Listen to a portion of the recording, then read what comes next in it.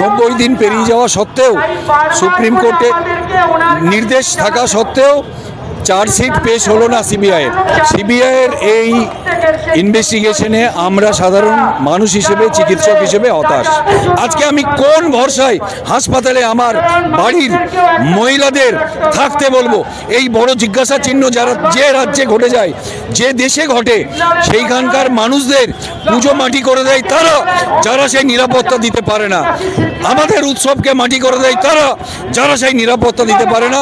হাসপাতালের মধ্যে নৃশংস হত্যা এবং ধর্ষণ হয়।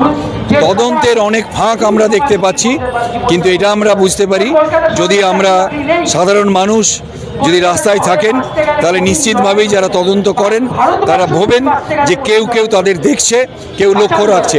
তাই রাস্তার আন্দোলন আমাদের চালিয়ে যেতে হবে এই কারণে যে তাদের বোঝার জন্য যে তাদেরকে লক্ষ্য রাখছে দেশের মানুষ। জুনিয়র চিকিৎসকদেরকে যে মানুষেরা সাহায্য করেছেন, আর্থিক সাহায্য করেছেন আন্দোলনের জন্য, সেই সমস্ত অর্থের যথাযথ তার খরচ এবং হিসেব জুনিয়র ডাক্তাররা দেওয়ার জন্য তৈরি আছে। আমরা দেখতে পাচ্ছি একের পর এক ধর্ণা, একের পর এক অনশন, কিন্তু আরজি করের ঘটনার কোনো রকম নিষ্পত্তি কিন্তু ঘটেনি। ইতিমধ্যেই নির্যাতিতার পরিবার তারা সুপ্রিম কোর্ট থেকে বিচার, তারা আবারও আদালতে আপিল করেছে, তারা হাইকোর্টে গিয়েছে এবং তাদের যেটা বক্তব্য যে ন্যায় বিচারের প্রতি আর কোনো আস্থা থাকলো না। আমার সঙ্গে এই মুহূর্তে রয়েছে সিনিয়র চিকিৎসক। আজ সুপ্রিম কোর্টে আস্থা রাখতে পারলো না নির্যাতিতার পরিবার, কি বলবে?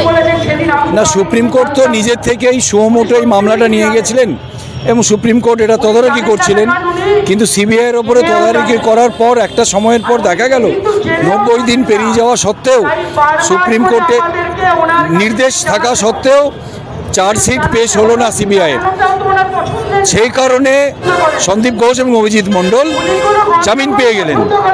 সেই কারণে তার বাবা মা মনে করেছেন তদন্ত প্রক্রিয়ায় ফাঁক আছে, ভালো করে তদন্ত হচ্ছে না, তাই তারা হাইকোর্টে গেছেন এবং হাইকোর্টে গিয়ে বলেছেন এই তদন্ত প্রক্রিয়াকে আরও অগ্রগতি করা দরকার, ফার্দার ইনভেস্টিগেশন দরকার, তাই তারা বলেছেন এবং তারা নির্দিষ্ট কতগুলি ফাঁক ফোকর দেখিয়ে দিয়েছেন।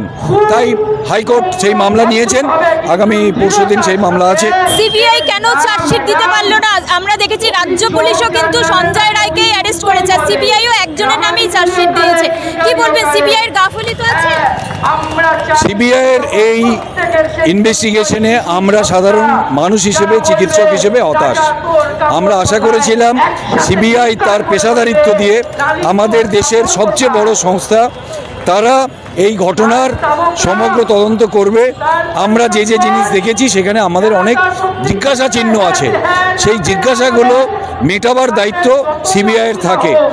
আমরা এখনও আশাবাদী যে কোর্টের তত্ত্বাবধানে সিবিআই তার পেশাদারিত্ব দেখাবে এবং যথাযথ প্রকৃত খুনিদের, হত্যাকারীদের খুঁজে বের করবে এবং এই দুর্নীতি দুষ্কৃতির সাথে যারা যুক্ত তাদের চিহ্নিত করে প্রপার শাস্তি দেওয়ার ব্যবস্থা করবে। আমরা দেখেছি যে আপনাদের এই ধর্ণা মঞ্চ আগেও জুনিয়র চিকিৎসকরা ঠিক এখানেই অবস্থান করেছিলেন, তারা অনশন করেছিলেন, কিন্তু তখন একটা অভিযোগ এসেছিল সরকারের তরফ থেকে যে তারা ডোনেশন নিচ্ছে, তারা নিজেদের পরিচয় বাড়াচ্ছে।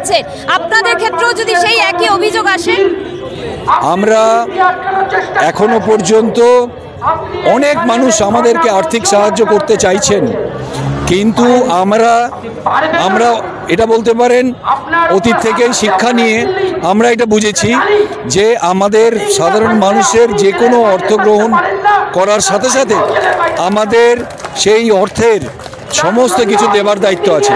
তাও এটা আমি দৃঢ় গলায় বলছি, জুনিয়র চিকিৎসকদেরকে যে মানুষেরা সাহায্য করেছেন, আর্থিক সাহায্য করেছেন আন্দোলনের জন্য, সেই সমস্ত অর্থের যথাযথ তার খরচ এবং হিসেব জুনিয়র ডাক্তাররা দেওয়ার জন্য তৈরি আছে, এটা আমি নিশ্চিত। এবং আমাদের কাছে যারা অর্থ সাহায্য করতে চাইছেন আমরা এখন এই মুহূর্তে নিতে পারছি না, আগামী দিনে আমাদের অ্যাকাউন্ট বা বাকি ব্যবস্থা হলে আমরা তাদের থেকে সাহায্য নেব। দুর্গাপুজোর সময় জুনিয়র চিকিৎসকরা অবস্থান করে তারা দুর্গাপুজোকে মাটি করে দিয়েছে এবং আপনারা ঠিক বসলেন বড়দিনের সময়, ক্রিসমাসের সময় আপনারাও নাটক করছেন এই পুরো কলকাতাকে, তার পরিবেশকে নষ্ট করার জন্য। কি বলবেন? দুর্গাপুজোকে আমরা মাটি করিনি, আমাদের দুর্গাপুজোকে মাটি করে দিয়েছিলেন 9 তারিখ রাত্রে 8 তারিখ রাত্রে আরজিকর মেডিকেল কলেজে আমার মেয়েটাকে খুন করে আমাদের পুজোটাকে, আমাদের উৎসবটাকে মাটি করে দিয়েছেন।